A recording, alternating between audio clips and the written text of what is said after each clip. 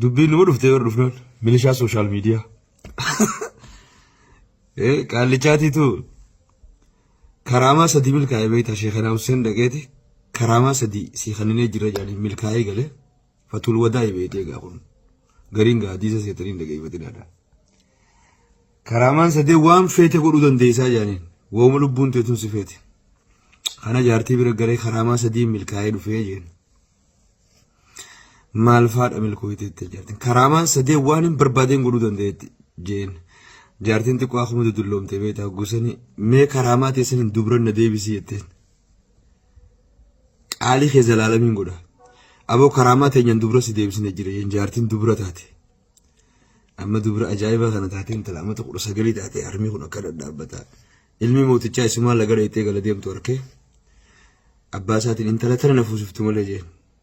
Intala bareedduu ajaa'ibaatiin arkee. Yaa boommagaa. Gurbaa mootiin na jaalate yaa jaarsa kiyya numaan heerumaa jetteen gurbaa kana. Amma osootuma dubbiin isa didduuti gurbaa mootiitii dhoorkuus hin danda'u heerumte beete. Karaamaa sadeen harkate keessaa takka qofaa duraa kute lamani qabaa beeta. Kanuma amma gurbaan mootii galgala aruuza seenuun dhiyaattee aruuza seenuu deeman. Karaamaa teenyaan jaldeessa si deebisnee jirra jeen taphee.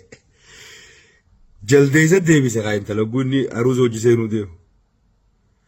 Amma gaa dubbiin jajjabduun ayya shayxaanumaan fuudhee intalti jaldeessa deebite malli maalii ari'ee boo intala mana ari'anii. Amma gaa dhuftee hulaa jaarsasii kaduraanii dura dhuftee booyu seentee beete. Isa qofaa beeka akka jaartii isaa taate. Karaamaa sadeen qabu keessa lama fixeemi meeqaa beef takkitti hafteef.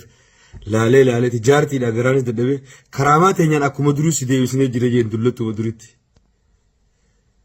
Akkasitti dullatti duritti deeffatee boo'ee duuba maaliif boocheenna karaamaa sadii milkaa'eetiin karaamaa sadeenuu sumarra fixadhee akkana deebi'ee zeeroo ta'e jeen bar mootiillee ta'uu danda'ee ture.